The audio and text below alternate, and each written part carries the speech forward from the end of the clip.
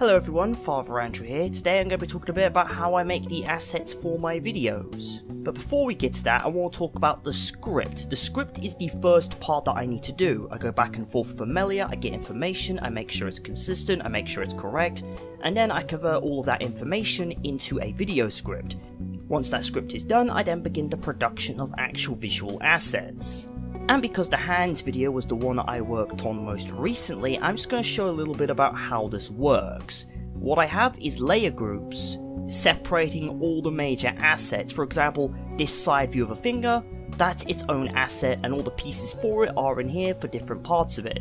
I generally prefer to do this rather than have all the layers outside the group, which I used to do when I first started making these kind of videos, because it's significantly easier when everything is organized. And if necessary, I will use subgroups to add other details, as you can see here.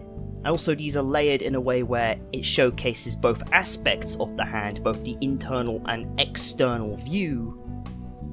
Well, I say internal, external, I mean outer and inner. I'm just using a bit more clinical terms. This is of course the external version of the hand without all the anatomy parts, and then we have the actual fingertips and their reference images, which is something I wanted to mention. I use reference images of actual human and anatomical diagrams as reference, because unfortunately, getting actual Tralungan anatomy is pretty much impossible due to the dimensional restrictions. So I have to improvise. But I won't lie, I am thoroughly impressed with the fact that I've managed to get them as accurate as I have, but really this is just a quick little video showcasing that. Of course, now to show you the next part, and that being the Gary's mod assets. And I was originally not going to actually show Gmod assets in this, but I might as well. These are all built with pack 3, I used the Bream base as the model for the male Tralungan, and I used the Alex model as the base for the female ones. It's got left and right hand bones, because unfortunately you can't finger pose things with pack 3 with the finger poser tool, nor can you face pose them because pack 3 will conflict with it for some fucking reason. Not entirely sure why that is. It is supposed to be compatible, but I've talked to the people who make pack 3. It appears to be due to a legacy feature conflicting with the finger poser, but apart from that, I can't really say anything else about the finger posing.